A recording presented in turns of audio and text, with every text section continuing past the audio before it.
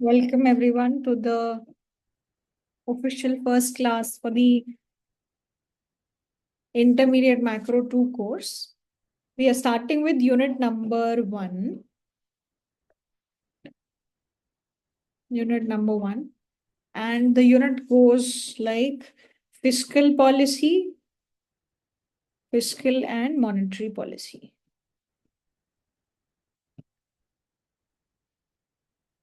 तो इसमें दो अलग अलग रीडिंग्स होंगी. There are two different books that we have to refer. जो फर्स्ट बुक है that is going to be Blanchard and Johnson.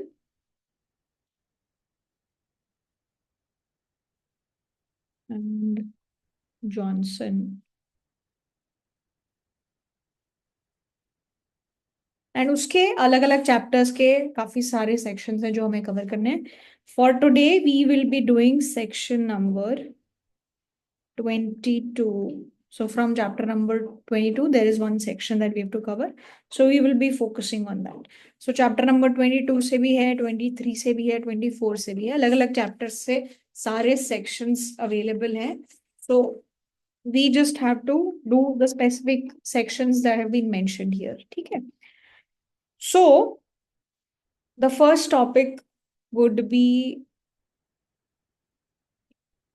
22.2, and इसमें we have to discuss regarding the role of expectations and policy.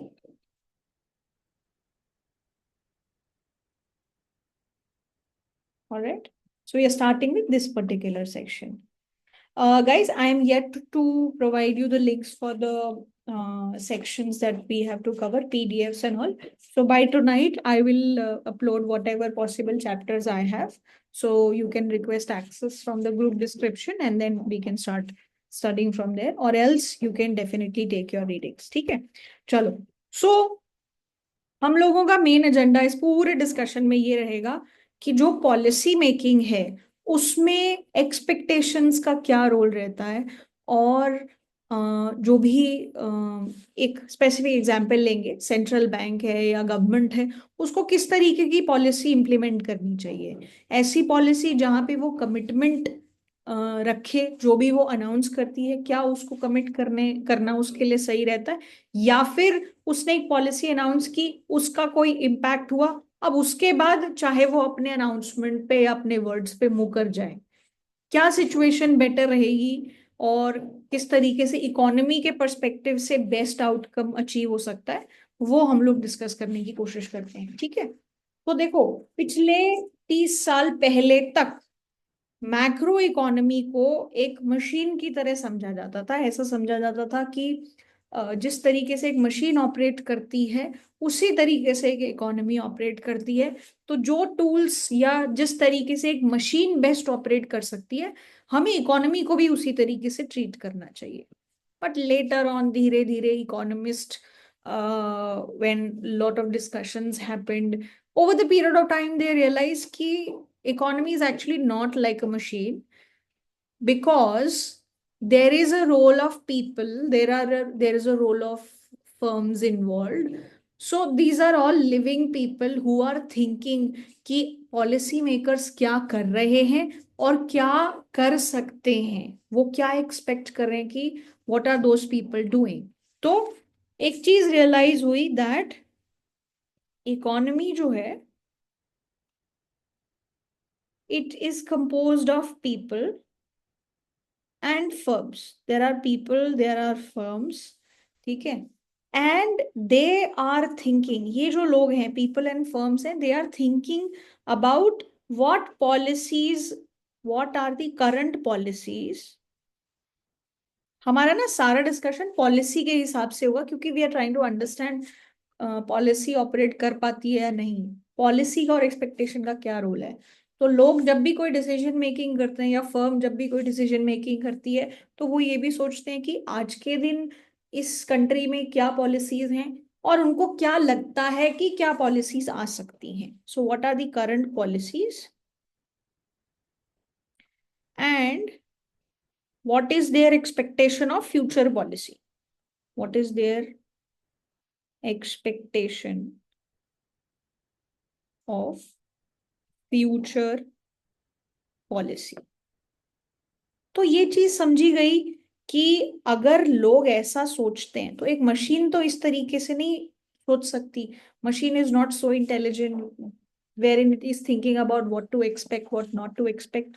So based on that it was realized कि जो macro economic policy है, macro economic policy है, that is like a game. It is like a game. And game is not, so when we are saying game, we are not saying it in terms of the games that you play to entertain yourself. We are not talking about them. That game जो आपने अगर अपने semester one में भी micro economics पढ़ी हो, तो game का मतलब होता है ऐसी कोई भी सिचुएशन जहां पे कोई भी स्ट्रेटेजिक इंटरैक्शन इन्वॉल्व हो। स्ट्रेटेजिक इंटरैक्शन का मतलब क्या होगा कि जो भी प्लेयर्स इन्वॉल्व हैं उस गेम में, वो एक दूसरे के पे ऑफ्स को, एक दूसरे की बेनिफिट्स को इम्पैक्ट करते हैं। ठीक है, तो मैक्रो इकोनॉमिक पॉलिसी को भी एक गेम की तरह देखा जा सकता है। तो उसमें ऐसा क्यों हो सकता है? Because there are two players. एक तो है पॉलिसी मेकर,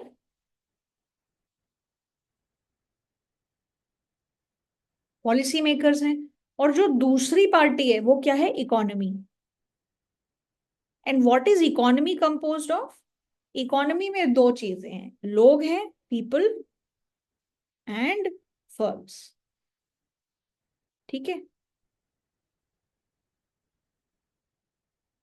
तो पॉलिसी मेकर जो है और economy, which is basically the people and firms that are operating within that economy, it's a game between them. Macroeconomic policy is a game between them. And why are we saying that?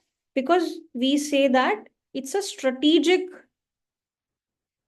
interaction between policy maker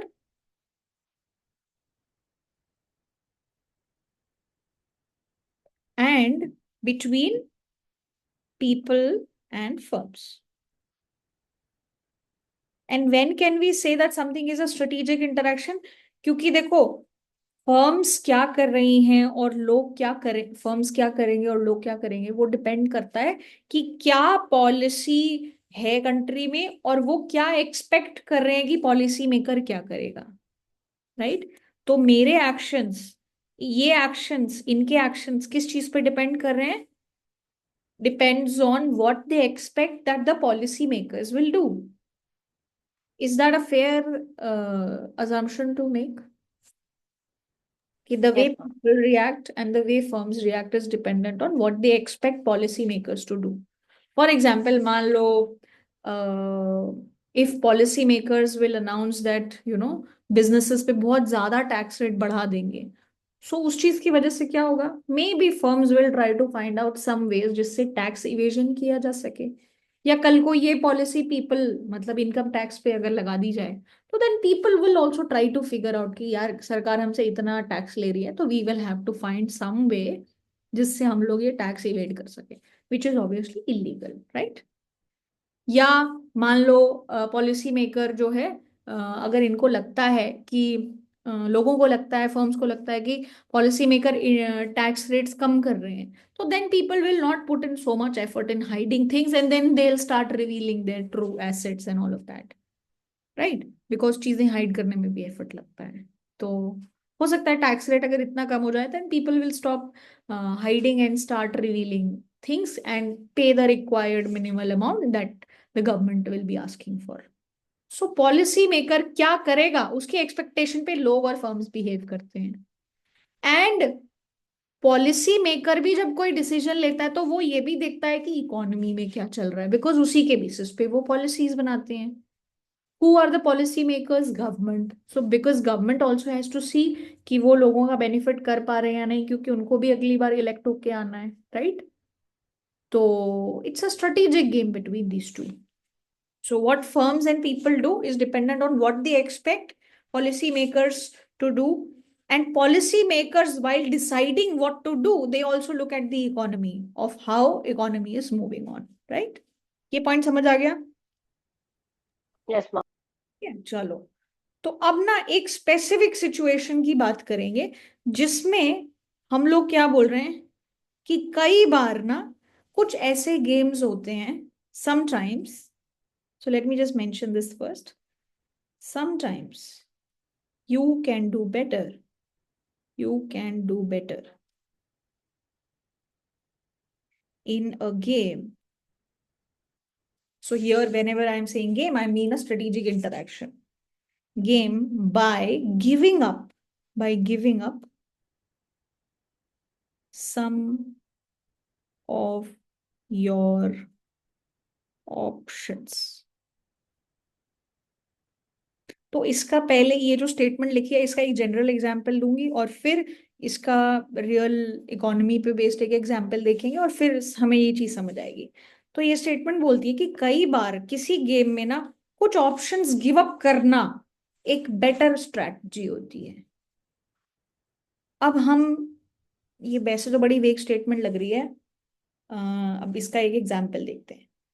जैसे देखो, अब economics से example नहीं है, general level पे देखते हैं। कोई एक कंट्री लेवल पे आपने कई मूवीज में देखा होगा कि कई बार लोग क्या कर लेते हैं, प्लेन हाईजैक कर लेते हैं, या फिर किसी बिल्डिंग में या कोई एक पब्लिक प्लेस है वहां पे लोगों को हॉस्टेज ले लिया। ये बात सुनी है, देखी है मूवीज में, राइट? फिर उसके Yes. बाद उनकी डिमांड्स क्या होती हैं कि हमने इन लोगों को बंदी बनाया हुआ है, अगर तुम्हें ये लोग चाहिए वापस तो क्या करना पड़ेगा, ये हमारी लिस्ट ऑफ डिमांड्स हैं, इनको पूरी कर दो और बदले में इन लोगों को हम फ्री कर देंगे। यही होता है। Yes, ma'am. तो अगर किसी ने कोई हॉस्टेज बनाया है, किसी को, कोई भी टेररिस्ट ग्रुप है या किसी को भी, जो भी अपना जो भी उसके मोटिव्स हैं, उसके लिए उसने लोगों को हॉस्टेज बनाया और बदले में वो बोल रहा है कि ये मेरी डिमांड्स हैं फ्रॉम द गवर्नमेंट या जो भी अथॉरिटी है, and then if you fulfil these demands I will release these people, release these people and please fulfil my demand. ये स्ट्रैटेजी है, ठीक है। तो यूजुअली ना हर गवर्नमेंट की एक पॉलिसी होती है कि वो अगर ऐसी हॉस्टेज सिचुएशन आ जाएगी तो उसके साथ कैसे डील करेंगे। तो अगर मान लो किसी सरकार की ये पॉलिसी है कि हम लोग हॉस्टेजेस, जो भी हॉस्टेज में है लोग, जो भी टेररिस्ट है उसके साथ हम लोग नेगोशिएट नहीं करेंगे। सपोज गवर्नमेंट की पॉलिसीज है कि नो नेगोशिएशंस एट ऑल,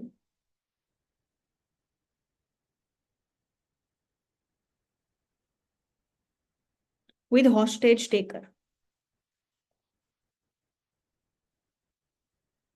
कि भाई एक नई सरकार आई और उसने बोल दिया कि कोई भी, किसी ने भी किसी को हॉस्टेज बनाया तो हम उस इंसान के साथ नेगोशिएट नहीं करेंगे। तो मतलब वो बोल रहे हैं कि हम ये वाला पार्ट करेंगे ही नहीं, तुम्हें हॉस्टेजेस को मारना हो मार दो, छोड़ना है छोड़ दो, जो करना है करो, हम तुमसे बात ही नहीं करेंगे।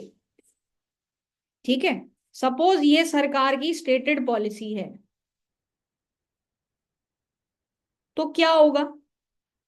अब ये पॉलिसी अगर किसी ने सुनी है और ये मान लो सरकार ने अनाउंस कर रखी है पूरी दुनिया के सामने,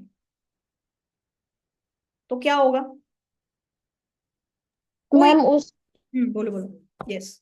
मैम उस केस में जो हाईजैक करने वाले लोग हैं वो हॉस्टेज बनाएंगे ही नहीं, क्योंकि उन्हें पहले से ही पता है कि ऐसा कुछ पॉसिबिलिटी तो नहीं है, क्यों हम अपना टाइम वेस्ट करें। ठीक है, तो अब दो बातें हैं इसमें कि एक है स्टेटेड पॉलिसी, अब दो बातें हैं कि आप इस बात पे यकीन करते हो या नहीं करते हो, राइट? यस।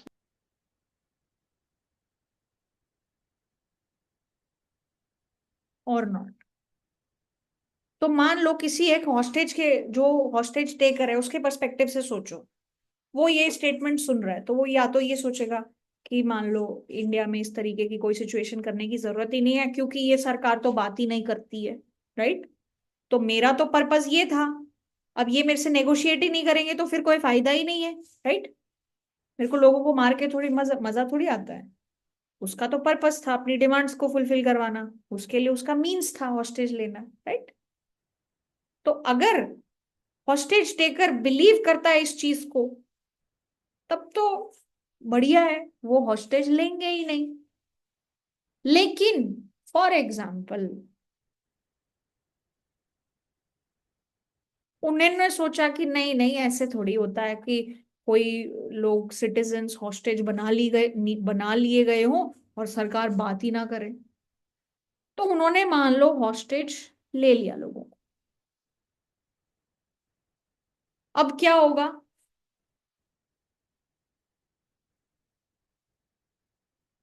अब ये सरकार को फोन करेंगे और फिर बोलेंगे कि भाई हमारी ये डिमांड्स हैं।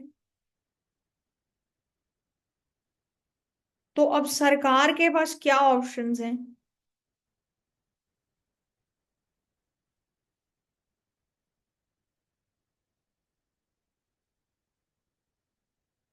आपको पॉइंट समझ आ रहा है, कहानी समझ आ रही है? Yes ma'am. हाँ, तो अब किसी ने हॉस्टेज बना लिया इवन आफ्टर नोइंग दिस, और उसने फोन घुमा दिया कि भाई ये मेरी डिमांड्स हैं, अब बताओ क्या करना है। तो गवर्नमेंट जो भी रिप्रेजेंटेटिव होगा उसके पास क्या ऑप्शन है, सरकार के पास क्या ऑप्शन है? Ma'am, they will deny the negotiation with them. या तो ये बोलने की भाई हमें तुमसे बात नहीं करनी, हमारी तो पॉलिसी है कि हम होस्टेज टेकर से बात ही नहीं करते, right? No talking, no negotiations. या फिर अब दूसरी ऑप्शन क्या है? जब कर, मैम हाँ, मैम इसमें तीन ऑप्शन हो सकते हैं। एक तो एकदम डिनाई कर दे, एक उनकी डिमांड फुलफिल कर दे, या हाँ, तीसरा ऑप्शन हो सकता है कि ऐसा कुछ वे ढूंढे, वहां पर फोर्सेस वगैरह भेजे हाँ। जो कि उन्हें फ्री कर दे। तो ऐसा, वो तो फोर्सेस तो भेज के फिर वो लोगों को मारने लग जाएंगे ना, they will also have weapons. Yes ma'am. तो वो तीसरा ऑप्शन तो है ही नहीं। अगर वो ऑप्शन है तो वो डायरेक्टली ही इस चीज को इम्प्लीमेंट कर देंगे। अगर it's easy to free them तो वो डायरेक्टली इस चीज को इम्प्लीमेंट कर देंगे। तो मतलब दो ही ऑप्शन है, या तो बात करें इनसे या ना करें। इमेजिन कर लो वो वाली पॉसिबिलिटी नहीं है, they are very armed and they can harm people, okay. तो अब इमेजिन करो कि हॉस्टेज ले लिए गए हैं लोग, तो जिन लोगों की फैमिलीज हैं वो कितना प्रेशर क्रिएट करेंगे, ये बात मीडिया में आएगी, लोगों पे कितना प्रेशर होगा। और सरकार ऐसे थोड़ी अनाउंस कर सकती है अपने सिटीजन्स को लेके कि जाओ मार दो इनको। You can't do that, right?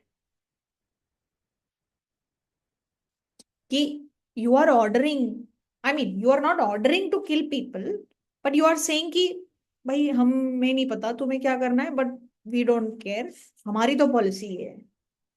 तो लेकिन जब असली वक्त आता है तो क्या होता है कई बार, sometimes government has to negotiate.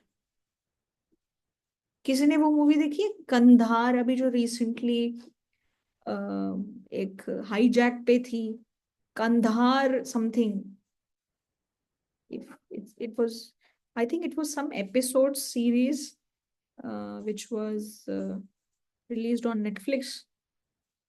किसी ने नहीं देखी? Okay, search something with Kandahar. उसमें भी एक प्लेन हाईजैक होता है, ठीक है।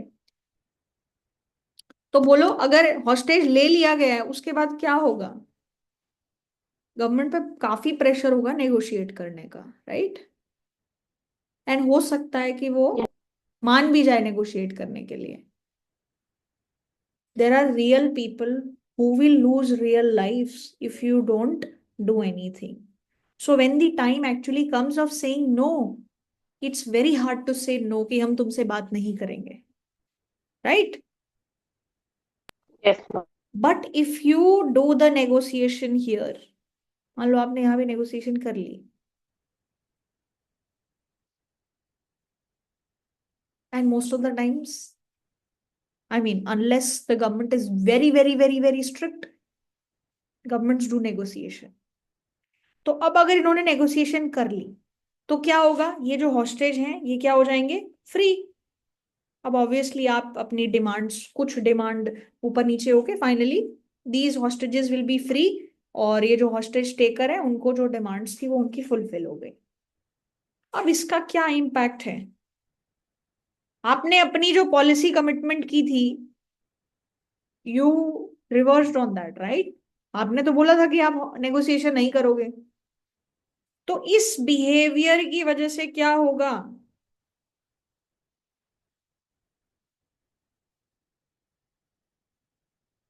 इस सिचुएशन में तो गुड आउटकम मिल गया कि ये लोगों को फ्री कर दिया, बट इससे मैम लॉस ऑफ क्रेडिबिलिटी। कि अब जो भी हॉस्टेज लेने के बारे में सोचेगा वो बोलेगा कि ये जो है ना, this is an empty threat. Empty threat का क्या मतलब होता है? खोखली धमकी। मतलब तुम धमकी दे रहे हो बट तुम्हारी धमकी का कोई वैल्यू नहीं है। जब असली सिचुएशन आएगी तो हम लोग अपने आप नेगोशिएट करवा लेंगे, क्योंकि तुमने पास्ट में भी नेगोशिएट किया है।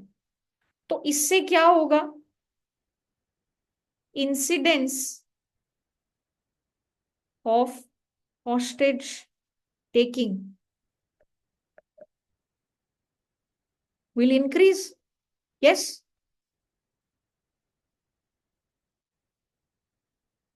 Yes. Yes ma'am. क्योंकि लोगों को लगता है, लोगों को पता चल जाएगा कि ये आपने चाहे बोली हुई है स्टेटमेंट, लेकिन स्टेटमेंट का कोई मतलब नहीं है। जब असली समय आता है तो आप बदल जाते हो। ठीक है। लेकिन अगर आप इस वक्त ये बोल देते कि भाई मेरी पॉलिसी और मैं नहीं करूंगा, ये एक्शन आपको एक ही बार करना था, उसके बाद क्या होगा? पूरी दुनिया में क्या मैसेज जाता? Although there will be some loss of life here, but what will be the message? कि they actually mean it. Yes. तो जो भी लोग पोटेंशियली सोच रहे थे कि हम लोग हॉस्टेज लेके अपनी डिमांड्स मनवाएंगे, वो भी दिमाग में एक बार सोचेंगे कि हॉस्टेज लेना चाहिए या नहीं। क्यों? क्योंकि ये लोग तो बात ही नहीं करते, राइट?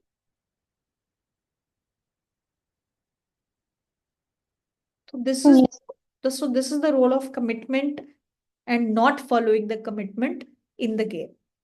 तो जो हमने स्टेटमेंट लिखी थी ना, it is you can do better in the game by giving up some options. So what were you giving up here? The possibility of negotiation, right? कि हम नहीं नेगोशिएट करते, possibility of negotiation. Is this example clear? Yes. Yes ma'am. ठीक है। तो अब ये तो हो गई बहुत ही फिल्मी बात। फिल्मी बात नहीं है, ऐसा हुआ है, रियल सिचुएशंस हैं। मूवीज भी ठीक है, एक ही लेवल तक उसको ड्रामेटाइज करती हैं, बट कहीं ना कहीं तो there are some spots of reality here and there. तो अब हम लोग इकोनॉमिक्स पे आते हैं, ठीक है? तो अब जैसे फॉर एग्जाम्पल आपने इंटरमीडिएट मैक्रो 1 में एक रिलेशनशिप पढ़ी थी, जो क्या होती है? मैं टी यूज नहीं कर रही था, but assume that T is being used. ये कौन सी रिलेशनशिप है? Phillips curve. फिलिप्स का। और बहुत ज्यादा अगर स्पेसिफिक होंगे तो expectations augmented Phillips curve, right? Expectations augmented Phillips curve बोलते हैं इसको। अच्छा, अब ये क्या चीज है? What is this? Expected inflation, right? What is this? Natural rate of unemployment. What is this? Unemployment rate. What is this? Inflation rate. और what is alpha? कि अनएम्प्लॉयमेंट रेट का इन्फ्लेशन पे क्या इम्पैक्ट होता है। कि अगर अनएम्प्लॉयमेंट रेट 1 यूनिट से इंक्रीज होता है तो इन्फ्लेशन पे कितना इम्पैक्ट होता है? यस। Yes. ये रिलेशनशिप सबको याद है? Yes. यस। ठीक है।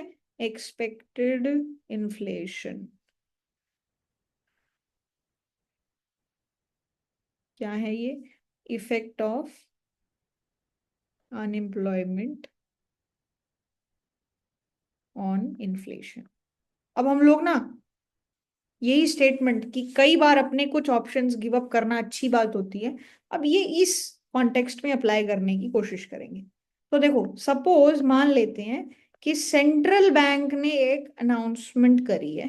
उसने सेंट्रल बैंक ने अनाउंस किया, जैसे गवर्नमेंट ने अनाउंस किया था कि हम लोग नेगोशिएट नहीं करेंगे, ऐसे सेंट्रल बैंक, सीबी लिख रही हूँ शॉर्ट में, सेंट्रल बैंक ने अनाउंस किया कि हम लोग क्या करेंगे, ऐसी मॉनेटरी पॉलिसी फॉलो करेंगे जिससे क्या होगा, हम लोगों को जीरो इन्फ्लेशन मिले। ठीक है, ठीक है। तो सेंट्रल बैंक ने अनाउंस किया कि मैं ऐसी मॉनेटरी पॉलिसी फॉलो करूंगी जिससे जीरो इन्फ्लेशन अचीव हो जाए। तो अब इसमें फिर से दो बातें हैं, या तो लोग आपकी बात पे भरोसा कर लेंगे, जो आपने अनाउंस किया उस चीज को मान लेंगे, और या तो वो नहीं मानेंगे। तो हम लोग शुरू में देखते हैं कि अगर लोगों को आपकी बात पे भरोसा है तो क्या होगा। ठीक है, तो अगर लोगों ने आपकी अनाउंसमेंट पे बिलीव कर लिया तो क्या होगा, वो लोग क्या इन्फ्लेशन एक्सपेक्ट करेंगे?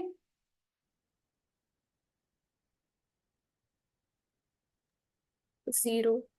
जीरो। क्यों? क्योंकि इन्होंने अनाउंस किया था कि ये जीरो इन्फ्लेशन रखेंगे, तो ये मान लेते हैं कि भाई हाँ, सच में जो बोल रहे हैं वही करके दिखाएंगे। तो दे स्टार्ट एक्सपेक्टिंग जीरो इन्फ्लेशन। और अगर दे start expecting zero relationship, zero inflation, तो क्या होगा, हमारा जो रिलेशन है इन्फ्लेशन का वो क्या हो जाएगा, minus alpha U minus U N. मेरी एक्सपेक्टेड इन्फ्लेशन ये हो जाएगी, राइट? yes, ठीक है, परफेक्ट है। तो अब ये देखो, अगर सेंट्रल बैंक अपनी कही हुई बात पे, जो अपनी अनाउंसमेंट उसने की थी, उसी को फॉलो करे, तो उसको क्या चाहिए, उसको तो जीरो इन्फ्लेशन चाहिए था ना। तो जीरो इन्फ्लेशन के लिए क्या करना पड़ेगा,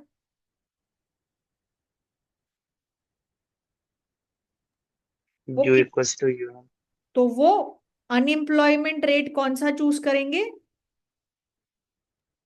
natural rate of unemployment.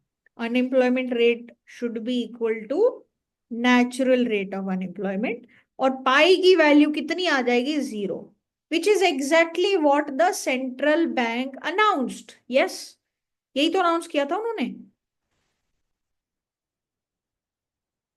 And this is exactly equal to what people expected. तो जो एक्सपेक्ट कर रहे थे लोग वही सेंट्रल बैंक ने कर दिया, तो एवरीथिंग इज गुड। तो यहाँ पे क्या सिचुएशन है, inflation rate of zero and unemployment rate of natural rate of unemployment. अब क्या ये कोई एक बुरा आउटकम है? This is not a bad outcome, right? This is not a bad outcome. यहां तक की कहानी क्लियर है? मैम इधर जो पब्लिक का रोल है वो अपनी एक्सपेक्टेशन को जो एक्सपेक्टेड इन्फ्लेशन है उसको जीरो रखने का रोल है। बाकी काम जो अनएम्प्लॉयमेंट रेट को नेचुरल अनएम्प्लॉयमेंट रेट के इक्वल रखना, ये फिर सेंट्रल बैंक करेगी। वो अपनी money, monetary supply, money supply ऐसे चेंज करेंगे कि ये चीज हो जाए। मैम ये थोड़ा सा क्लियर नहीं हुआ कि उसको अगर वो जीरो रखते हैं तो फिर वो कैसे चीजें हो रही है इधर। अगर इन्फ्लेशन जीरो रखोगे, मैम एक्सपेक्टेड। एक्सपेक्टेड मेरे हाथ में थोड़ी है, यस मैम। सेंट्रल बैंक के हाथ में थोड़ी ना है एक्सपेक्टेड इन्फ्लेशन, वो तो लोगों के यस। हाथ में है। Central bank yes. के हाथ में मनी ग्रोथ है, जिसको वो ऊपर नीचे करके इन्फ्लेशन को कंट्रोल कर सकता है। Okay ma'am. तो वो अगर इन्फ्लेशन जीरो रहेगा तो अनएम्प्लॉयमेंट ऑटोमेटिकली नेचुरल रेट पे आ जाएगा। Yes ma'am. ठीक है, यस मैम। ओके। तो अब ये तो होगा कि अगर जो आप अपनी कही हुई बात पे you stick on what ever you announce, but मान लो कि आप सोचो कि यार लोगों ने अपनी एक्सपेक्टेशन जीरो कर ली है, ठीक है। And for example, just for the purposes of this example, मान लेते हैं कि अल्फा की वैल्यू है 0.5, ठीक है, फॉर एग्जाम्पल। तो अब मान लो सेंट्रल बैंक को समझ आ गया कि अब हमारी इकोनॉमी में रिलेशनशिप ये बन चुकी है, तो rather than keeping inflation zero, उनको क्या दिख रहा है कि अगर मैं 1% इन्फ्लेशन फेस करने को तैयार हूं, तो मेरा अनएम्प्लॉयमेंट रेट कितना होगा, या ये डिफरेंस कितना हो जाएगा?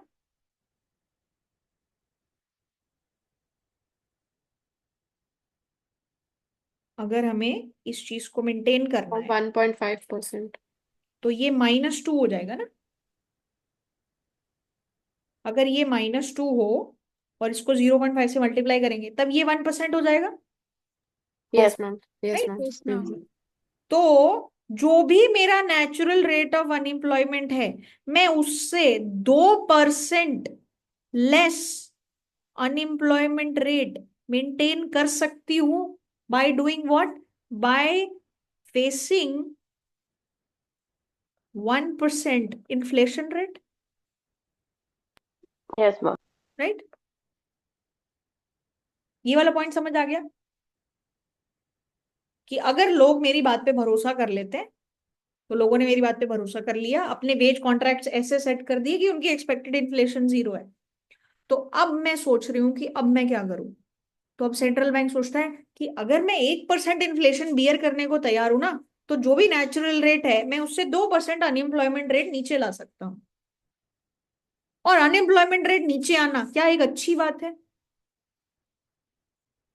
Yes, ma'am. मतलब लोगों को तो ये बात अच्छी लगती है। Yes, ma'am. तो हो सकता है कि सेंट्रल बैंक खुद ये चीज को अट्रैक्टिव माने कि 1% इन्फ्लेशन बियर करके अगर अनएम्प्लॉयमेंट रेट कम हो रहा है तो बहुत बढ़िया बात है, लेट्स डू दिस। तो central bank might find this option very attractive, right. या फिर Yes, ma'am. एक इसका पोटेंशियल रीजन और हो सकता है कि जैसे हो सकता है कि देखो, जितना ज्यादा अनएम्प्लॉयमेंट रेट होगी उतना ज्यादा लोग करंट गवर्नमेंट को गालियां देंगे, है कि नहीं। तो मान लो अभी इलेक्शन सर पे है, तो क्या होगा, कहीं ना कहीं हो सकता है गवर्नमेंट सेंट्रल बैंक को प्रेशराइज करे कि भाई इन्फ्लेशन थोड़ी सी बढ़ा दो, अनएम्प्लॉयमेंट रेट इतना बियर नहीं कर सकते, अगली साल का इलेक्शन हार जाएंगे हम। कहीं ना कहीं थोड़ी बहुत इंटरफेरेंस तो होती ही होगी। Ma'am but at the same time अगर इन्फ्लेशन हाई है तो वो भी तो गवर्नमेंट के इलेक्शन पे वो भी तो इम्पैक्ट करेगा कहीं ना कहीं. बिल्कुल, बट अब इमेजिन करो कि 0% इन्फ्लेशन और 1% इन्फ्लेशन, और यहाँ पे मान लो नेचुरल रेट 10%, मान लो नेचुरल रेट था, तो यहाँ पे 10% और यहाँ पे 8%। ऑब्वियसली अगर आपको 0%, अगर लोगों को 0% इन्फ्लेशन ज्यादा पसंद है तो you will stick to it. But we are saying if people are more sensitive to this, so then the government or the central bank might say कि okay we can manage 1% inflation rate, लोगों को उससे उतना शायद फर्क ना पड़े, लेकिन unemployment rate will create a huge difference।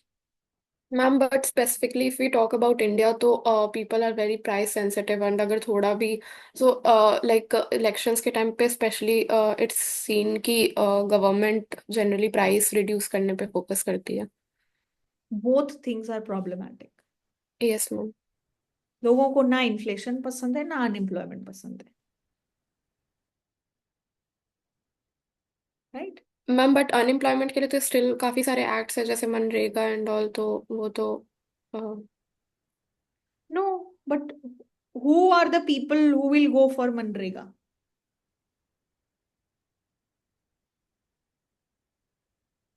Ma'am I forgot.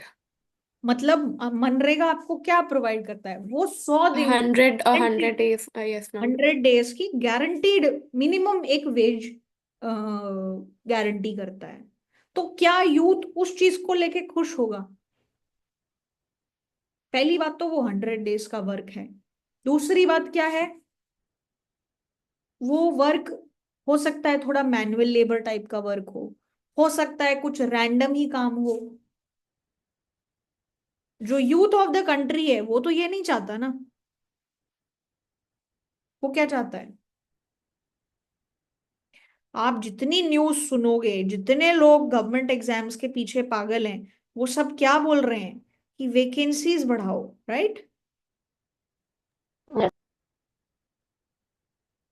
या फिर अब इतना ज्यादा यूथ अनएम्प्लॉयमेंट है इंडिया में कि डिमांड्स किस चीज की हो रही है कि आप बिजनेसेस खड़े करो, आप इंडस्ट्रीज लगाओ, ताकि हमको जेन्युइन अनएम्प्लॉयमेंट क्रिएट हो। We don't want you know work which is temporary. Obviously what your point is correct कि लोगों को इन्फ्लेशन भी नहीं पसंद लेकिन अनएम्प्लॉयमेंट भी नहीं पसंद। तो this is obviously a subjective debate कि which is more, you are more sensitive to what. देखो, अगर आप अनएम्प्लॉयड हो तो आप अनएम्प्लॉयमेंट के बारे में टेंशन लोगे। अगर आपकी बढ़िया जॉब लग रही है तो आपके लिए एक ही मुद्दा होगा which is inflation. So people have different priorities depending on which context they are in, right? Yes ma'am. Youth inflation की बात नहीं करेगा, यूथ सिर्फ बोलेगा भाई नौकरियां कहाँ हैं। जो लोग ऑलरेडी सेटल्ड हैं वो बोलेंगे हमारे जमाने में तो इतने प्राइस में चीजें मिलती थी, अब ये हो रहा है, हर चीज महंगी हो रही है, पेट्रोल महंगा हो रहा है। But again this value judgement comes from a place of where you are at right now. तो both things are important, but हम लोग सिर्फ एक एग्जाम्पल के परस्पेक्टिव से ये बोल रहे हैं कि अगर सेंट्रल बैंक को लगता है कि लोगों को ये बात ज्यादा पसंद आएगी एज कंपेयर टू दिस, तो वो क्या करेगा? This is what we are saying कि ये ऑप्शन ए है, ये ऑप्शन बी है। और मान लो सेंट्रल बैंक को लगता है कि ऑप्शन बी बढ़िया है, तो वो क्या करेगा? ये पॉइंट समझ आ गया आपको?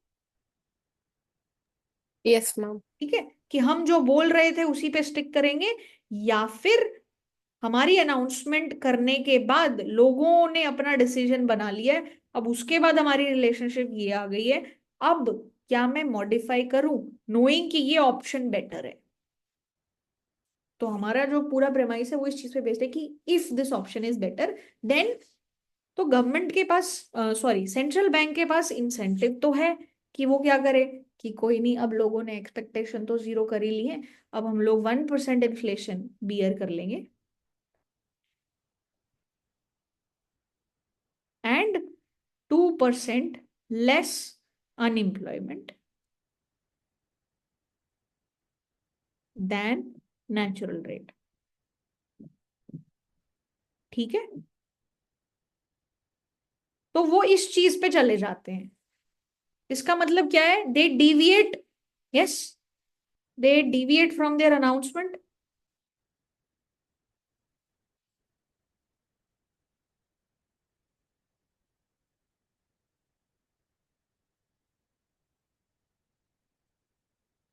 यस और नो? yes, तो इस चीज को बोलते हैं कि अगर आपको इंसेंटिव है किस चीज का? अपनी अनाउंस्ड पॉलिसी से डिविएट करने का, after a player has made his move. अगर किसी प्लेयर ने अपनी मूव चल दी है और उसके बाद जो अनाउंसमेंट आपने की थी आपको उससे डिविएट करने का अगर इंसेंटिव है ना, तो आपकी जो पॉलिसी है ना वो टाइम इनकंसिस्टेंट है।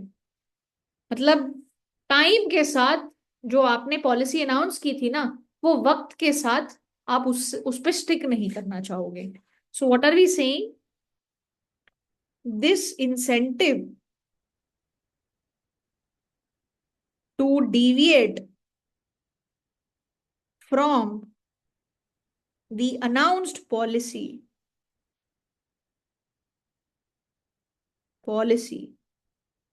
once the player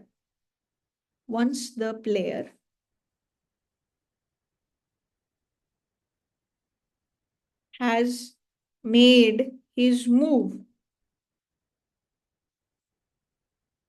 is known in game theory, इसको क्या बोलते हैं, इसके लिए एक स्पेसिफिक टर्म है, as the time inconsistency of optimal policy, कि जो भी आपने अपनी पॉलिसी डिसाइड की है ना, that is not time consistent, it will change according to time. अब इसका बहुत ही बढ़िया एग्जांपल देती हूँ आपको। जैसे मान लो आपका कल टेस्ट है, ठीक है,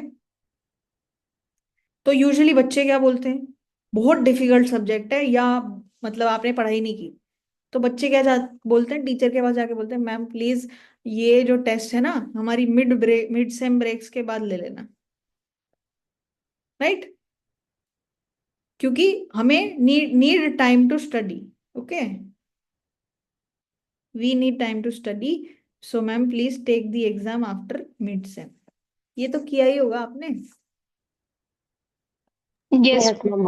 कि मान लो आज क्या है, 14 जनवरी, हाँ, कि 15 जनवरी को पेपर है, और फिर रात में सीआर क्लास ग्रुप में बच्चे सीआर को मैसेज करेंगे कि प्लीज मैम को करो, वोटिंग भी करेंगे कि हु वांट्स पोस्टपोनमेंट, सबका वोट यस आएगा। कुछ एक आधे बच्चे होंगे जिन्होंने तैयारी की होगी, फिर वो बोलेंगे कि क्या यार हमने तैयारी की थी, तो फिर मैम को स्क्रीनशॉट भी जाता है कि ma'am everybody wants this, please do this. Ma'am ने कर दिया क्या, मिड सेम ब्रेक के बाद, मान लो 2 फरवरी को संडे है, तो 3 फरवरी को मैम ने टेस्ट लिख दिया, ठीक है। तो ये बच्चों ने क्यों लिया था एक्सटेंशन, ताकि वो पढ़ाई करें, ठीक है। एक प्लेयर स्टूडेंट्स, एक प्लेयर टीचर, टीचर ने अपनी जो मूव है वो कर दी, they extended. After that what happened, you tell me what happened. The We students study did to not net study. before also. Ma'am फिर मिड्स पेपर के कुछ दिन पहले ही पढ़ना शुरू करेंगे। फिर 2 फरवरी को सेम सिचुएशन आएगी, याद है? जिनको 14 जनवरी को ये सिचुएशन आ रही थी, उनको 2 फेब को भी यही सिचुएशन आएगी कि हमने तो पढ़ाई ही नहीं की। और फिर अगर आप मैम के पास लेके जाओगे कि मैम पोस्टपोन कर दो, तो मैम क्या बोलेगी,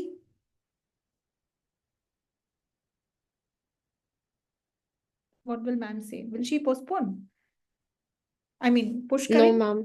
शी विल No, से ma'am. I don't trust you, I don't believe you,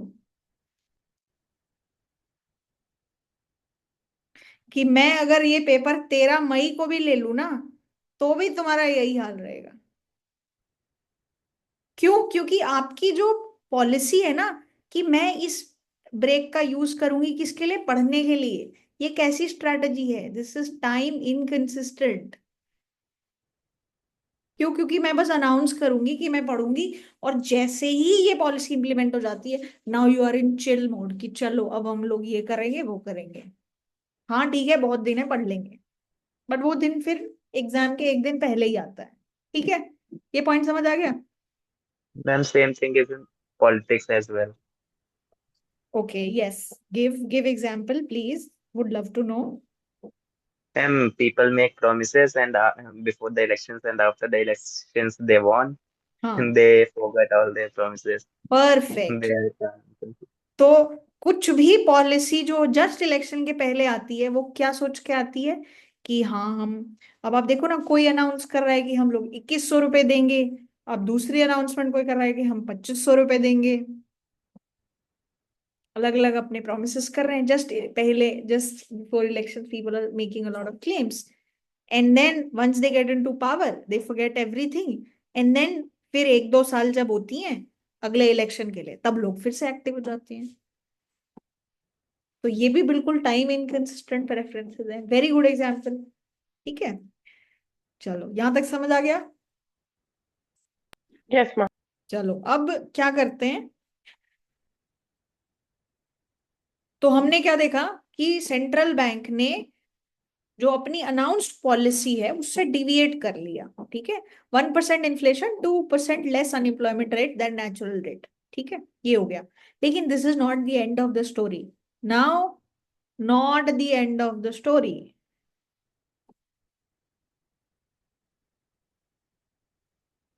तो अब क्या होगा, ये कहानी, पिक्चर अभी बाकी है। क्या हुआ फिर पिक्चर में,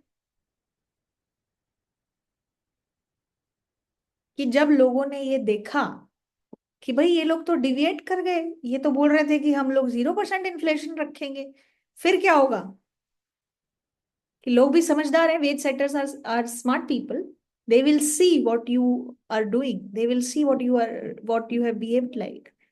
सो now what will happen, what will they start expecting,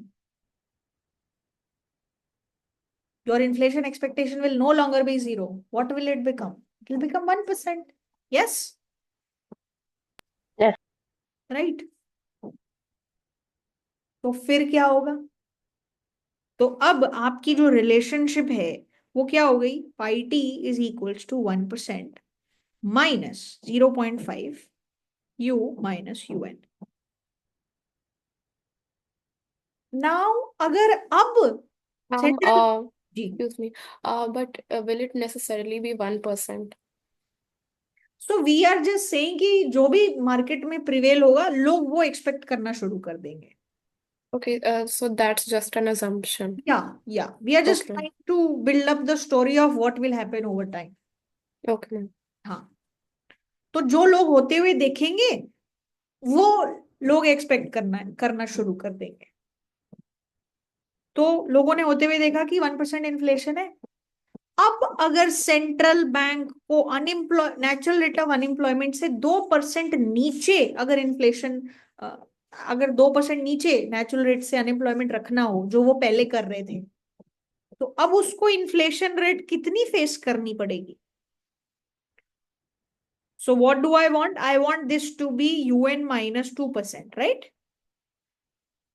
अगर मैं ये चाहूं कि मेरी नेचुरल रेट से 2% नीचे रहे ये, तो अब मेरे को कितनी इन्फ्लेशन फेस करनी पड़ेगी।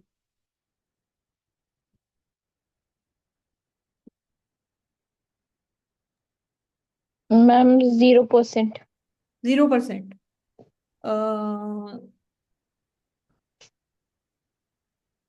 2% मैम। है ना। So pi T will be 2%।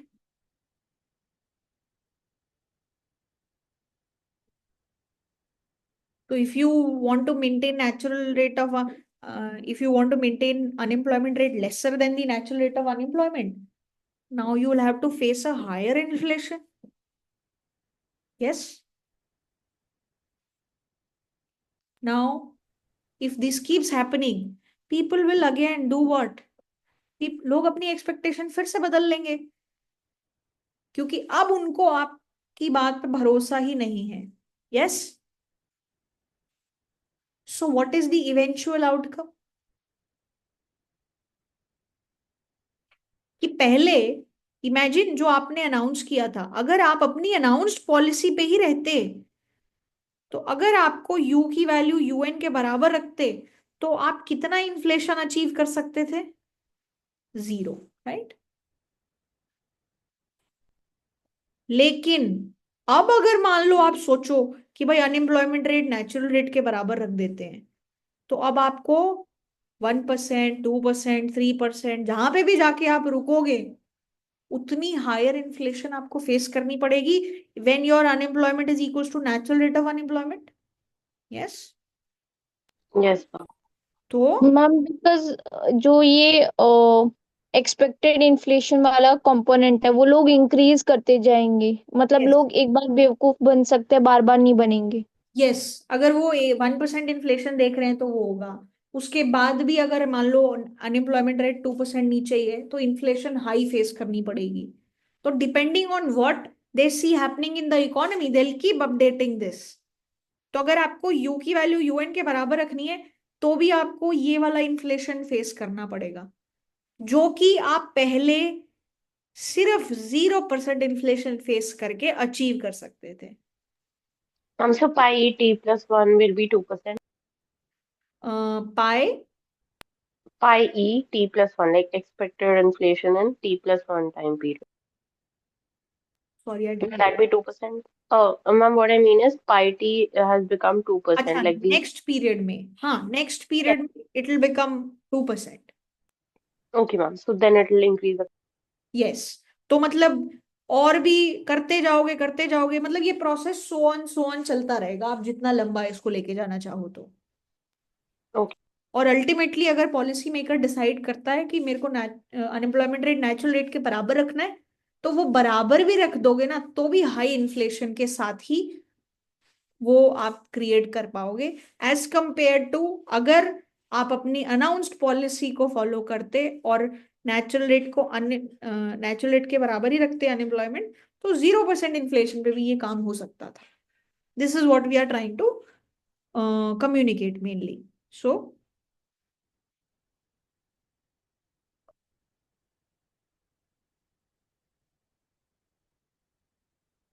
okay, so just give me one moment, guys.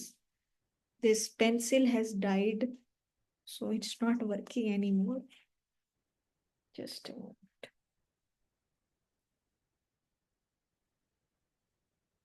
Yes, तो हमने क्या देखा कि इवेंचुअल आउटकम क्या है, हाई इन्फ्लेशन, बिकॉज जो वेज सेटर्स हैं they will keep expecting whatever they see happening in the economy because they also don't trust the central bank now।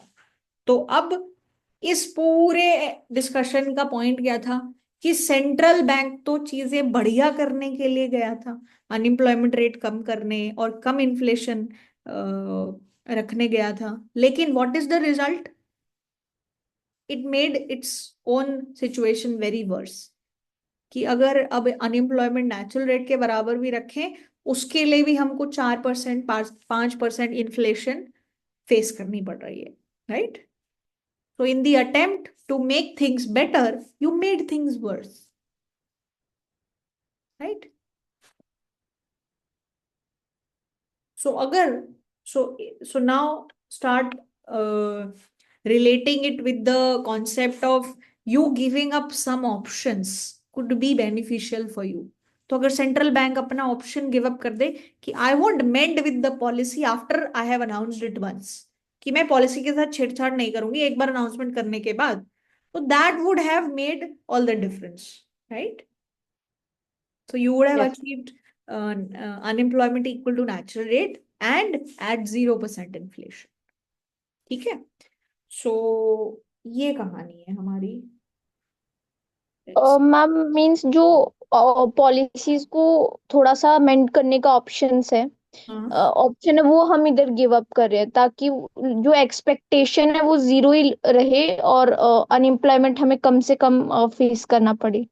हाँ, तो हमने ये दिखाया कि अगर आप पॉलिसी के साथ छेड़छाड़ करते रहोगे तो रिजल्ट आप बुरा होगा as compare to if you are following a policy of commitment. This is what we are trying to say. ठीक है, यस मैम। हम लोग क्या बोल रहे हैं, इवेंचुअल आउटकम क्या होगा?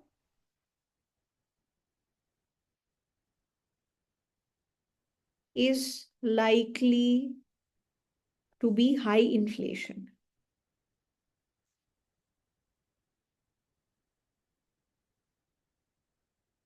एंड फिर देखो ना, उसको हाई इन्फ्लेशन, अब अगर धीरे धीरे इन्फ्लेशन बढ़ती जाएगी तो उसको फिर हाई इन्फ्लेशन कंट्रोल भी करनी पड़ेगी ना। और हाई इन्फ्लेशन कैसे कंट्रोल होती है? उसको अनएम्प्लॉयमेंट रेट बढ़ाना पड़ेगा, राइट? इन्फ्लेशन कम करने के लिए। Yes. Yes। तो अगर मान लेते हैं कि वो नेचुरल रेट पे भी रुक जाए, तो नेचुरल रेट पे भी काफी हाई इन्फ्लेशन में फेस करनी पड़ेगी, जो कि इस सिचुएशन से काम बन सकता था। तो अल्टीमेटली क्या हुआ, शुरू में आपने पॉलिसी अनाउंस की, आपको शॉर्ट टर्म में लगा कि वाह बेनिफिट है, तो चीजें मॉडिफाई कर दो, लेकिन धीरे धीरे वो बेनिफिट जो है वो किस में हो गया, नुकसान में। और अब आपकी अल्टीमेट सिचुएशन क्या आ गई है, अगर आप यूटी यूएन के बराबर रखते हो तो वो तभी पॉसिबल हो पाएगा जब आप बहुत हाई इन्फ्लेशन फेस करोगे। ऑन द अदर हैंड दूसरा पॉसिबिलिटी क्या था कि भाई अनाउंसमेंट कर दी, अब शांत रहो, और अगर यूटी यूएन के बराबर चाहिए तो अब आपकी इन्फ्लेशन 0% पे आप ये फायदा उठा सकते हो। ये पॉलिसी ऑफ कमिटमेंट है, ये पॉलिसी ऑफ डेविएशन। ठीक है, तो इस पूरी कहानी से क्या समझ में आता है? इस पूरी कहानी से ये समझ में आता है कि bye giving up the option, by giving up the option of deviating from its announced policy, क्या हो सकता है? The central bank can achieve unemployment equal to zero, sorry, equal to natural rate,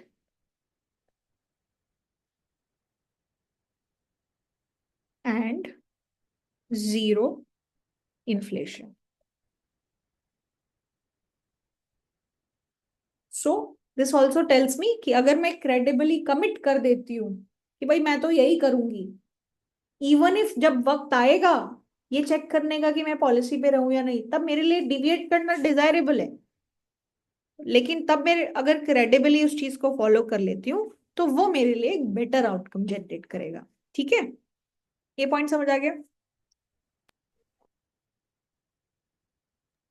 yes ma'am. ठीक है, अच्छा, तो अब आपने पूरा का पूरा जो यू नो रिस्पॉन्सिबिलिटी है वो किस चीज पे लगा दिया? क्रेडिबल होने पे। Yes Ananya? Ma'am, so from what I've understood from this example and the hostage example, hmm, that if you stick to what you said initially, which can be called the first move of the player in the game, then you're much better off in the long-term outcome.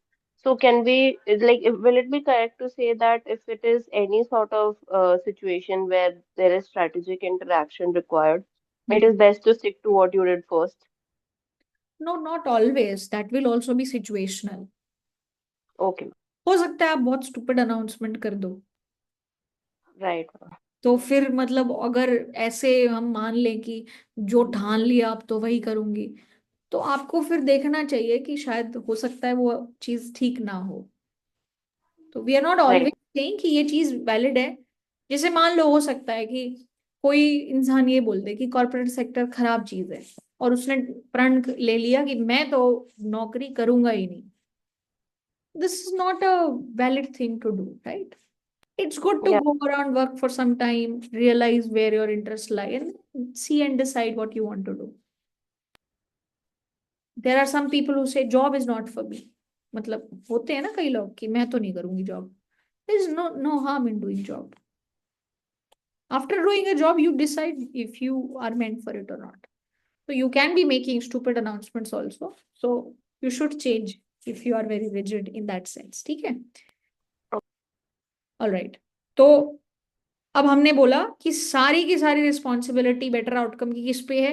कि हमें credibility establish करनी है। तो अगर इसी example के perspective से देखा जाए कि सेंट्रल बैंक कैसे अपनी क्रेडिबिलिटी मेंटेन करेगा, how can a central bank commit not to deviate from its announced policy?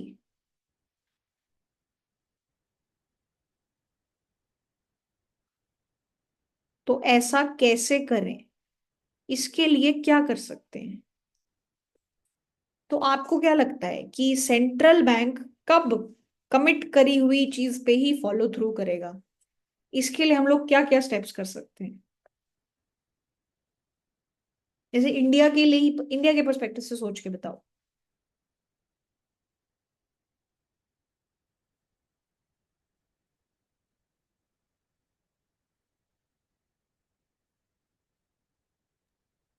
Ma'am, what was the question the again? Question is कि अपनी अनाउंस की हुई चीज पे सेंट्रल बैंक को स्टिक करना है, ठीक है। We want this to happen.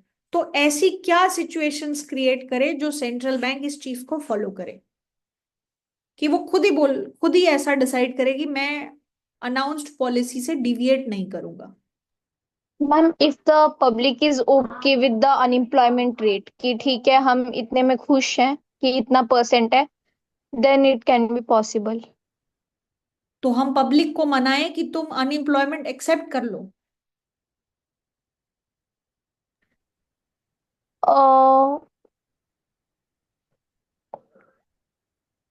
Ma'am, we can motivate the public to start their own startups और समथिंग लाइक दैट। तो मतलब आप असेंशियली ये बोल रहे हो कि भाई सरकार से अनएम्प्लॉयमेंट सॉल्व नहीं हो रहा, तुम अपना खुद देख लो, ये। हाँ मैम, मतलब हम उन्हें असिस्टेंस दे सकते हैं और मोटिवेट कर सकते हैं कि आप खुद से कुछ करो। तो तुम खुद से कुछ कर लो, मेरे से नहीं हो रहा, ये बोल रहे हो। मैं कुछ नहीं कर। यस मैम, सब टू सम एक्सटेंट। ओके, ठीक है। इस चीज के लिए पब्लिक नहीं मानेगी। इस चीज के लिए फिर जो भी सरकार है वो अगली सरकार में नहीं रहेगी, अगर आप ऐसी अनाउंसमेंट करोगे तो।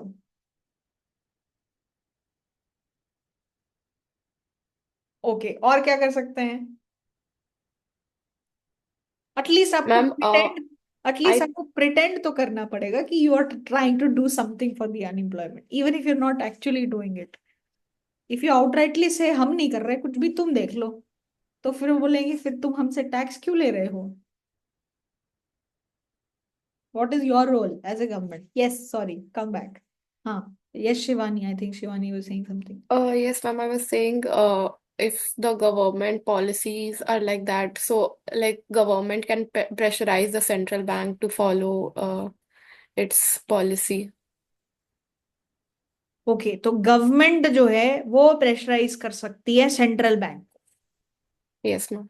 तो अगर वो प्रेशराइज करती है तो क्या होता है? तो वो अपनी अनाउंसमेंट से डिविएट करता है ना?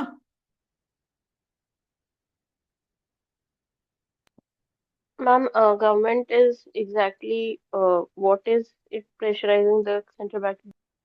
सो हम लोग यही बोल रहे हैं। Yes Shivani would like to throw some light on this. Ma'am, so basically I meant like if the government has like if the central bank has announced some policy, so the government like according to public views on that, or maybe like let's say like election आ रहे हैं। हाँ, elections, during elections, so it will choose if what the public wants, and accordingly it will pressurize the central bank to deviate or to be committed to the stated policy. Very nice, very nice, absolutely. तो basically आप हम एक चीज जो हमें देखने को मिलती है वो ये है कि बहुत बार सेंट्रल बैंक ने कुछ अनाउंस किया होगा तो कुछ सोच समझ के अनाउंस किया होगा, लेकिन बाद में हो सकता है गवर्नमेंट की तरफ से प्रेशर आए, गवर्नमेंट ऑफिशियल्स की तरफ से प्रेशर आए कि ये ट्वीक्स कर दो, क्योंकि फलाना फलाना फलाना रीजन है। तो अब अगर सेंट्रल बैंक बहुत इंडिपेंडेंट नहीं है और अपने खुद के डिसीजंस नहीं ले सकता, या फिर सेंट्रल बैंक का जो भी सेंट्रल बैंकर है, वो उसको लगता है कि अगर मैं इनकी बात नहीं मानूंगा तो ये मेरे को ही टर्म से निकाल देंगे, तो क्या होगा? उसको अल्टीमेटली उनकी बात माननी पड़ेगी, राइट? Yes, तो under such pressure central bank can not commit to what it said, right? yes, very good example Shivani. तो इसमें तो पहला स्टेप कमिटमेंट के लिए क्या जरूरी है? इंडिपेंडेंस। फर्स्ट स्टेप क्या है? Make central bank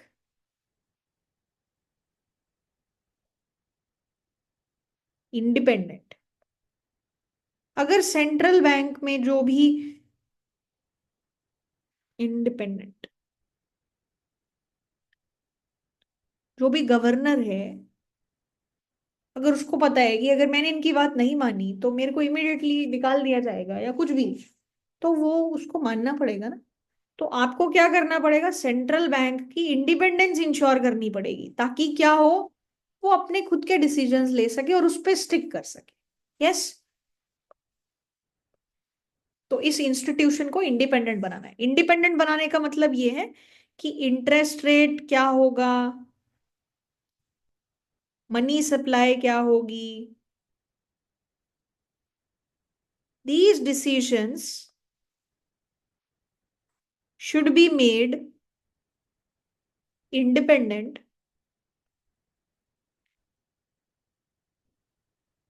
independent of the influence of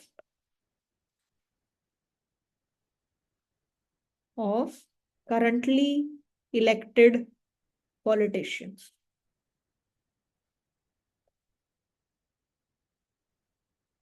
तो पॉलिटिशियन किस हिसाब से सोचता है, वो भाई इलेक्ट होके आया, 5 साल रहेगा, फिर से दोबारा से इलेक्शन की तैयारी करनी है, तो वो तो सिर्फ इतने ही होराइजन में देखेगा ना कि ये 5 साल में क्या हुआ।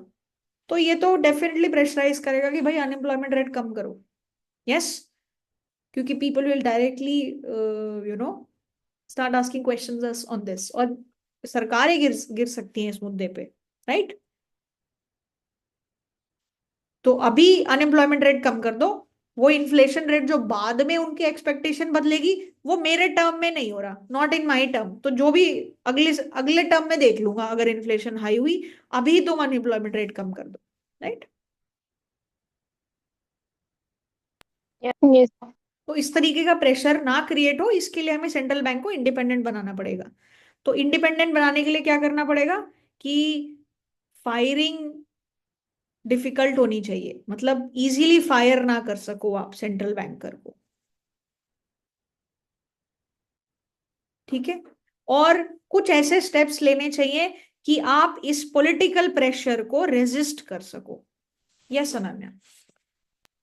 Ma'am, since we are building towards steps of commitment towards the policy, so we are assuming कि the policy that the central bank wants to commit to is in the welfare of the people, right? Yes ये yes हम assume कर रहे हैं, okay? Yes, ये हम assume कर रहे हैं।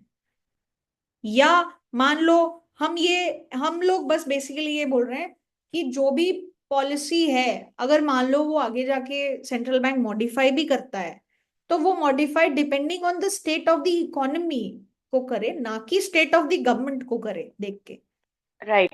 ठीक है। तो ये सब तब हो पाएगा जब इस प्रेशर, पॉलिटिकल प्रेशर को रेजिस्ट किया जा सके, या हायरिंग फायरिंग को थोड़ा डिफिकल्ट बनाया जा सके, ताकि जो भी डिसीजंस लिए जा रहे हैं उस पे इंसान ये प्रेशर में ना हो कि भाई मेरे को निकाल दिया जाएगा, ठीक है। सो दिस इज स्टेप 1, ये पहला स्टेप है, ठीक है, कि हम लोग क्या कर सकते हैं, we can make central bank independent. दूसरा स्टेप और क्या हो सकता है कि मान लो सेंट्रल बैंक को पॉलिटिकल प्रेशर नहीं है, लेकिन अब जो हो सकता है ना, सेंट्रल बैंकर खुद हो, वो खुद चाहता हो, उसकी मान लो माइंडसेट ऐसा हो कि यार मेरे मान लो 4 साल 5 साल का टर्म है, तो मैं ना पॉपुलर सेंट्रल बैंकर बनना चाहती हूँ, तो मैं अनएम्प्लॉयमेंट रेट कम रखूंगी। तो आप शॉर्ट रन में अनएम्प्लॉयमेंट रेट कम कर लो और इन्फ्लेशन भी उतनी नहीं बढ़ेगी, लेकिन धीरे धीरे लॉन्ग रन में लोग जब अपनी एक्सपेक्टेशन बदलेंगे तो हाई इन्फ्लेशन आएगी, राइट। तो कोई भी इंसान ये थोड़ी सोचेगा कि 100 साल तक क्या होगा या 10 साल तक क्या होगा, वो जो भी सेंट्रल बैंकर है वो क्या सोचेगा, मेरे टर्म में क्या हुआ, राइट। तो वो तो इतने, जितने साल तक वो सेंट्रल बैंकर है, जितने साल तक वो गवर्नर है, वो तो सर तब तक की जिम्मेदारी लेगा ना, उसके बाद ये थोड़ी बोलेगा कि ये उसकी पॉलिसी की वजह से मैं फेस कर रहा हूँ। ये जेन्युइन पॉइंट है। और Yes. मैम जो ये सेंट्रल बैंकर होते हैं ये एक टर्म के लिए रहते हैं कि 5 इयर्स के बाद वो चेंज होगा? हाँ भी बताओ, गवर्नर। मैम गवर्नर का और टर्म क्या होता है? आई थिंक 5 years ही होता है इसमें। चेक करके बताओ। There is a 5 member committee जिसमें एक एक तो गवर्नर होता है एंड बाकी there are some professors from IIM Ahmedabad, some from Delhi school. There were few professors from ISI also. We had a professor, Chetan Ghate sir. He was a member of MPC, जो पहली MPC बनी थी, monetary policy committee. अभी I think Delhi school of economics के director हैं professor Ram Singh. I think he is a member of MPC। So there is a 5 membered committee which decides the policy rates। पहले क्या होता था? That onus was only on one person, which was the governor। तो ये MPC वाला जो concept है, 5 member committee, वो कॉन्सेप्ट कब आया? During the tenure of governor Raghuram Rajan. ठीक है। तो व्हाट इज द टर्म?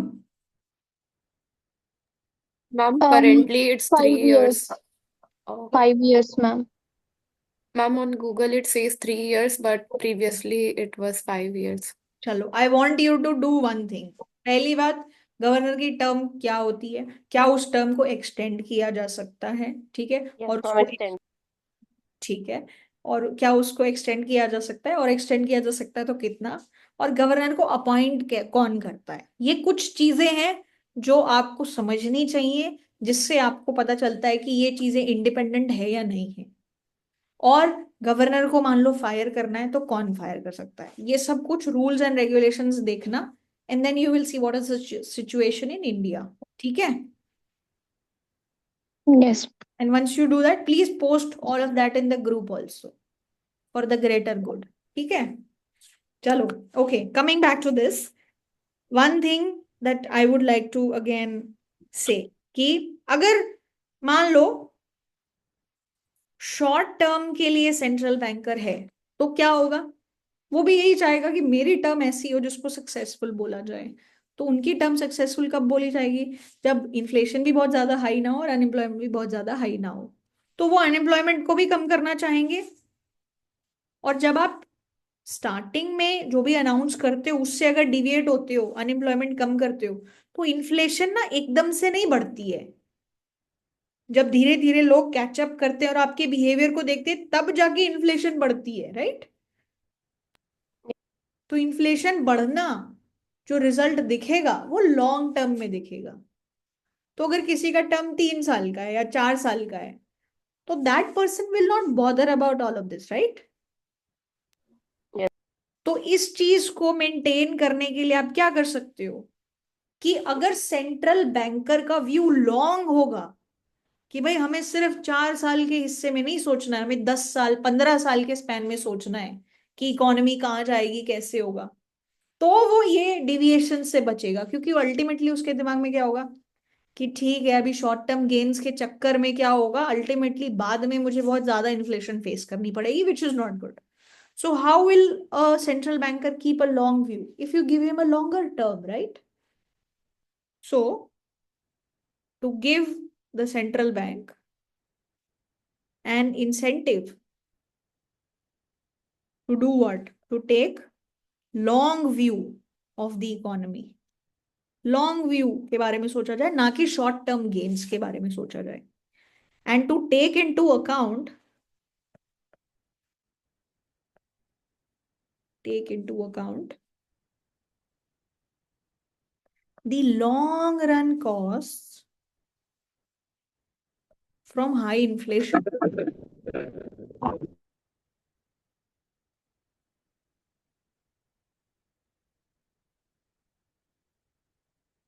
तो ये कैसे हो सकता है? आप लॉन्गर टर्म दे दो लोगों को, छोटा स्पैन मत रखो। तो लॉन्गर टर्म होगा तो उनको भी पता है कि यार मैं बहुत लंबे पीरियड के लिए हूं, तो मैं पॉलिसी ऐसी ही रखूंगा जिससे लॉन्ग टर्म में बेनिफिट हो, ताकि मेरा नाम खराब ना हो, राइट? तो क्या होगा? Give longer terms in office, so that they can maintain a longer horizon and they have incentive to build credibility.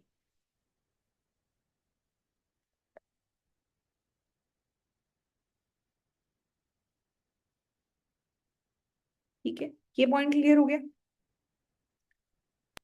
Ma'am because does it mean कि जो 5 years का है उसको 5 years से ज्यादा एक्सटेंड करना चाहिए उसकी टर्म को, ताकि वो लॉन्ग व्यू व्यू रखकर काम कर सके, बिकॉज उसके बाद उसको फर्क नहीं पड़ेगा कि मैं उसके बाद चीजें अच्छी हो बुरी हो कुछ भी हो। एक जनरल एग्जांपल, जैसे मान लो मैं आपको पढ़ा रही हूँ, मान लो मैं आपकी गेस्ट लेक्चरर होती, मतलब ये सब मत सोचो, मान लो कि मेरे को आपको एक ही बार पढ़ाना है, एक ही बार पढ़ाना है, दोबारा फिर मैं कुछ नहीं कर रही, वन टाइम पढ़ाई करा रही हूँ मैं, तो मैं इतना एफर्ट नहीं डालूंगी, राइट? जैसा भी पढ़ाया कि कोई मेरे बारे में क्या बोले कैसे बोले, मैं एक बार पढ़ा के निकल जाऊंगी। लेकिन अगर मुझे पता है कि I have to teach again and again, what will I try to do? I will try to put lots of efforts knowing कि students are only going to talk to students। तो मेरे बारे में अगर गलत बातें बोली जाएंगी तो क्या होगा? मेरा नाम खराब होगा, मेरे फ्यूचर के लिए it's a bad thing, right? Yes. तो अगर आपको शॉर्ट रन में किसी के साथ अगर आप बहुत शॉर्ट इंटरेक्शन होगा तो then you don't care too much. जिनके साथ लॉन्ग टर्म में इंटरेक्शन करना है, there you think about a lot of things because your credibility matters there, right? Yes ma'am. तो we are just saying that कि जो भी आप अगर लॉन्गर टर्म में ऑफिस दिया जाता है लोगों को, तो लोगों को अपने खुद के आइडियाज इंप्लीमेंट करने के लिए भी ऑप्शन होता है, और लोग ऐसी पॉलिसीज को इंप्लीमेंट करेंगे जो उनके टर्म में बेनिफिट्स दे, और बहुत शॉर्ट टर्म व्यू नहीं रखेंगे। Yes Ananya? Ma'am, instead of having people hold office for a long time because someone might think that more people should get a chance, is there any way to hold people, ex-governors accountable once they have left their term so that they have the incentive to bring like credibility? But कि अगर accountable निकल भी जाए। मतलब ठीक है, accountable आप कैसे करोगे? एक अकाउंटेबिलिटी, हाँ ये कर सकते हो कि कुछ इलीगल ना किया हो उन्होंने, लेकिन how else are you going to make them accountable? Maybe in current scenario, we can reappoint the governor for next 5 years, so they can be accountable. Means if they are but देखो, not doing work, that's good, maybe good they example. can be reappointed. अब देखो, जैसे मान लो कोई एक इंसान है, year 0 पे बैठा है, उसको पता है मेरा 5 साल का टर्म है, ठीक है? यस। तो वो अपनी पॉलिसी 5 साल के हिसाब से करेगा ना। तुमने अगर इसको रीअपॉइंट कर दिया तो इसको 5वें साल पर जाके पता चला कि भाई मेरा अगला 5 साल का भी काम मुझे ही करना है, तो वो सारे कॉन्सिक्वेंस फेस करेगा। लेकिन Yes, अगर उसको ये बात पता होती कि मैं 10 साल के लिए हूं, तो वो पहले 5 साल अलग तरीके से बिहेव करता। Right. Are you understanding my point? Difference देख लो। Yeah. और रीअपॉइंट कर दो, कोई दिक्कत नहीं है, सारी प्रॉब्लम यही फेस करेगा। लेकिन अगर इसको पता होता ना कि मैं 10 साल के लिए हूं, तो जहां ये शॉर्ट टर्म व्यू लेके काम कर रहा था, वो अब लॉन्ग टर्म के लिए काम करेगा। if there is a trend of reappointment, then there would be accountability that I might be reappointed, so I should work for a better future. If he knows that I may be reappointed because of my work, so my he work, may. My good work. Yes, yes, ma'am. तो अगर आप So long term view लेके चलोगे ना, तो short term में good work नहीं दिख रहा है। हमारा तो क्लेम वही था। You need to have that assurance. okay. Are you understanding कि जो पॉलिटिशियन है उसका भी तो क्लेम यही है ना कि भाई ये इलेक्शन जीतना है, तो अभी सिचुएशन कंट्रोल में ले आओ। तो अगर रीअपॉइंटमेंट का स्कोप होगा तो ये लोग भी क्या करेंगे? इकोनॉमी को कंट्रोल में रखेंगे, चाहे लॉन्ग टर्म में बाद में बेनिफिट ना हो। तो एक बार रीअपॉइंट होके फिर ठीक है, अब देखो। रादर ये इंसान डिफिकल्ट डिसीजंस ले सकता था कि मैं ही रहूंगा 10 साल, मेरी जॉब पे कोई खतरा नहीं है, तो मैं डिसीजंस ऐसे लूंगा जो 10 साल के पीरियड के हिसाब से होंगे, ना कि मेरी पॉलिसी अच्छी है कि नहीं कि मुझे अगली साल अपॉइंटमेंट मिलेगी। Then there are some diseases as well which are beneficial for short term as well as for long term. Yes, Means we have studied some diseases, so they may try to implement those decisions and make new policies. They can but अभी ना हम लोग इस specific चीज के बारे में बात कर रहे हैं। Okay. एंड प्लस ना this holds in general, if see एक व्यू पॉइंट ये भी हो सकता है कि जब जब आप लोगों को बहुत लंबे टर्म तक अगर रख दोगे तो उनको कोई परफॉर्मेंस प्रेशर ही नहीं होगा कि मैं ही तो हूं इस ऑफिस में 10 साल तक। Yes, and both scenario can be तो happen. वो भी एक ड्रॉबैक हो सकती है उसकी। बट अगर किसी को पता है कि मान लो मेरा टर्म जल्दी खत्म हो जाएगा या 5 साल का ही है, तो वो ये सोचेगा कि ये 5 साल बस अच्छे गुजरे, उसके बाद क्या हो मुझे नहीं फर्क पड़ता। तो हम लोग उस पर्सपेक्टिव से देख रहे हैं कि आपकी क्रेडिबिलिटी बिल्ड करने का स्कोप थोड़े लंबे होराइजन में होता है कि ये इंसान बार बार रिजल्ट देता आया है, तो थिंग्स आर लाइक दैट। ठीक है।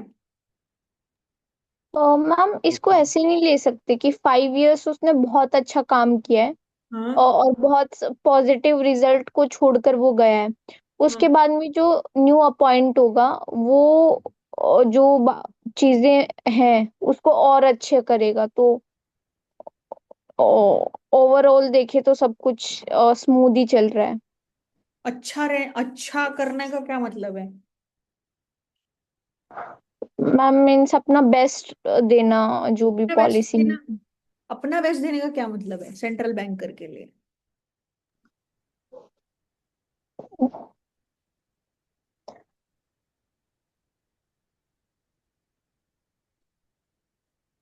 It doesn't matter whether I am giving my best result or not. What will matter is your results, right? Yes ma'am. तो अपना बेस्ट देने का मतलब क्या है कि आप अनएम्प्लॉयमेंट रेट कम रखो, इस एग्जाम्पल के पर्सपेक्टिव से बोल रही हूँ। Yes ma'am. अनएम्प्लॉयमेंट रेट कम करने के लिए आपको अपनी अनाउंसमेंट से डिविएट करना पड़ेगा ना। Yes ma'am. उसी को तो अच्छा बोलोगे आप, यस मैम। पब्लिक तो उसी को अच्छा बोलेगी। Yes ma'am. शुरू में फिर डिविएट कर दिया, फिर लॉन्ग रन में कॉन्सिक्वेंस कौन फेस करेगा? जो दूसरा इंसान आएगा। Yes ma'am. तो अच्छे का क्या मतलब हुआ? Are you understanding? Yes ma'am. Absolutely. Short run में हो सकता है जो अच्छा हो वो लॉन्ग रन के लिए खराब हो। Okay ma'am. ठीक है। Yes ma'am. ऑलराइट, तो 2 स्टेप्स हो गए, और तीसरा क्या स्टेप हो सकता है जिससे हम लोग इस तरीके की सिचुएशन ना हो कि वो अपनी कमिटमेंट पे बना रहे? तीसरा एक स्टेप ये हो सकता है कि from the perspective of central bank, कि आप एक ऐसे इंसान को अपॉइंट कर सकते हो, you can appoint a conservative central banker. Conservative central banker मतलब, देखो जब सेंट्रल बैंकर्स को को अपॉइंट किया जाता है, तो ये चीज भी तो देखी जाती है कि ये किस आइडियोलॉजी का इंसान है, ये किस स्कूल ऑफ थॉट से आता है, ये किस तरीके के मेजर्स लेने को रेडी है, right?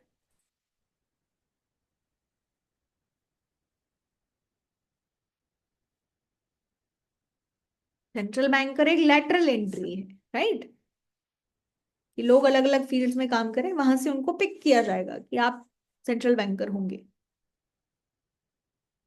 So you also see what kind of ideologies and school of thoughts that those people have. तो you can appoint a conservative central banker जिसको high inflation से नफरत हो। I mean, this is one measure. Would this Also, someone who's not a risk taker. we're not saying risk taker, uh, but who has lot of aversion with high inflation. Okay. So who dislikes inflation very much.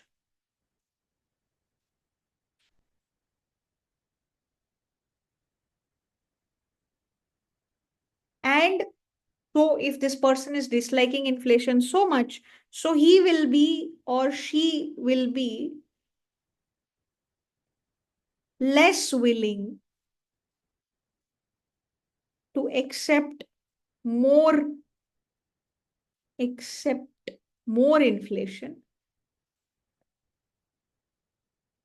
in exchange for lesser unemployment rate as compared to the natural rate. Yes, ma'am, this is what I meant when I said risk. Yeah. So in exchange for less unemployment,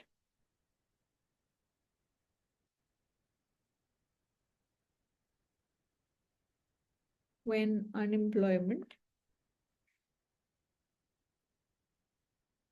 is at natural rate. तो एक conservative इंसान को central banker बना दो जिसको inflation से नफरत है, वो कुछ ऐसा करेगा ही नहीं जिससे इन्फ्लेशन आगे जाके इंक्रीज करे, ठीक है। तो this could also be one measure that can be taken. तो क्या तीन मेजर्स हमने देखे हैं? ज्यादा इंडिपेंडेंस दो, राइट, लॉन्ग टर्म के लिए ऑफिस मिलना चाहिए,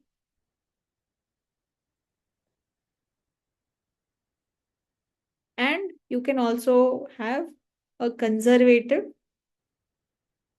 central banker।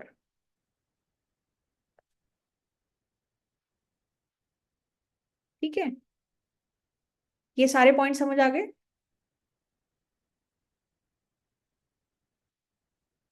किसी को कोई भी ma'am could you please repeat this once की long term? if somebody is in any kind of office for a long term, तो वो शॉर्ट टर्म में जो चीजें उनको फायदा देती हैं उसके बारे में ना सोच के लॉन्ग रन में क्या अच्छा रहेगा उसके बारे में सोचते हैं।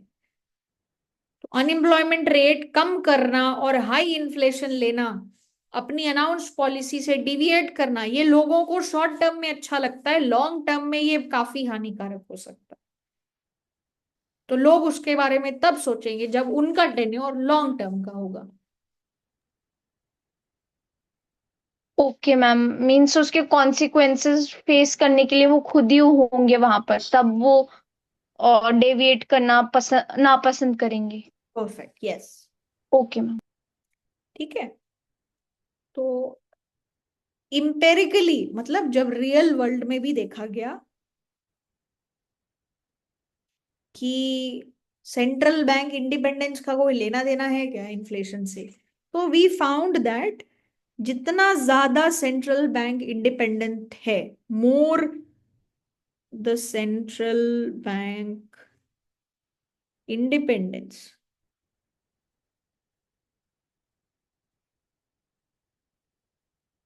it tends to be associated with associated with associated with lower inflation। कि जिन कंट्रीज में सेंट्रल बैंक के बाद ज्यादा इंडिपेंडेंस है, टिपिकली उन कंट्रीज में लोअर इन्फ्लेशन देखी गई है as compare to the economies where central bank is not that much independent. For that I would like to show you a graph which is like this. Just give me one moment, I'll show you the graph।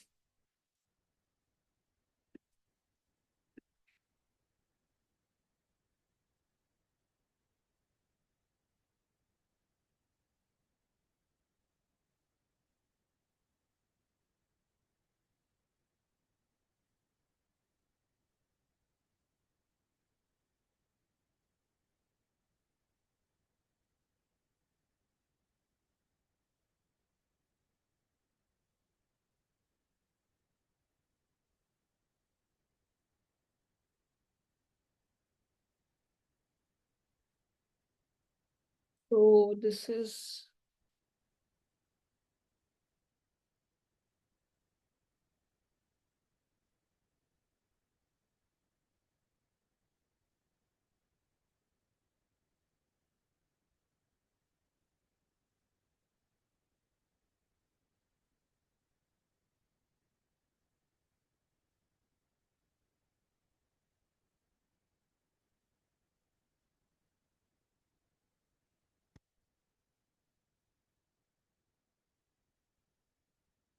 Yeah, okay.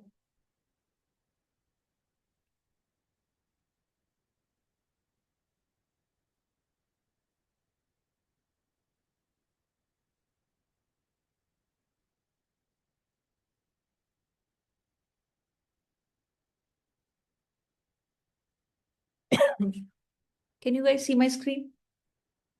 Yes. Okay. So on the screen, what do you see? This is regarding inflation and central bank independence. So across OECD countries की बात हो रही है.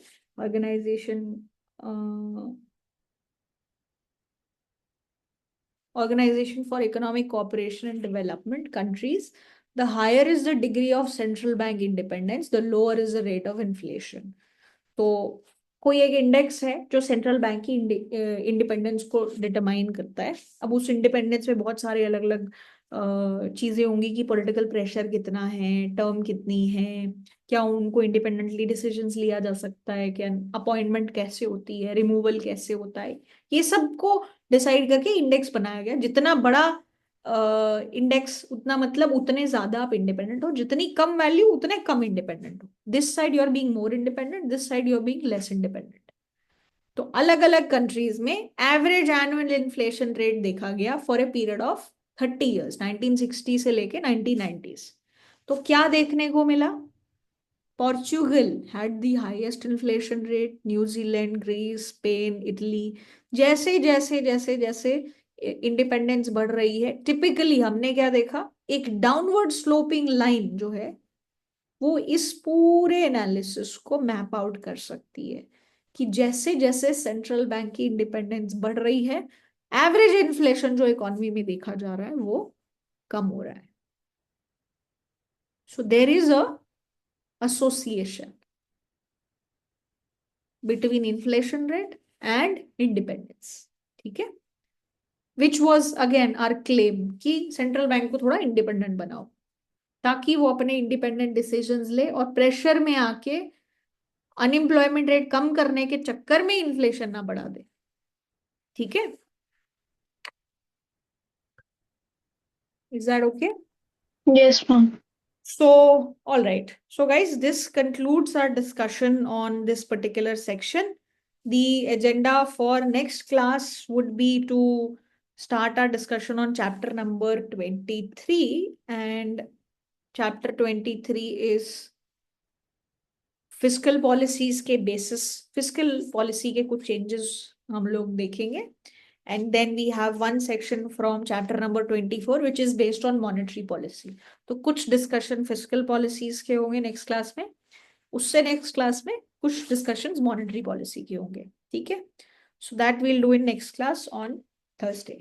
All right. PDFs and all will be uploaded. आज रात तक मैं upload कर दूंगी. बाकी किसी को अगर कोई doubt हो, so feel free to ask. Otherwise, we are done for today. Thank you, ma'am. Okay, thank you. Ma'am, I had a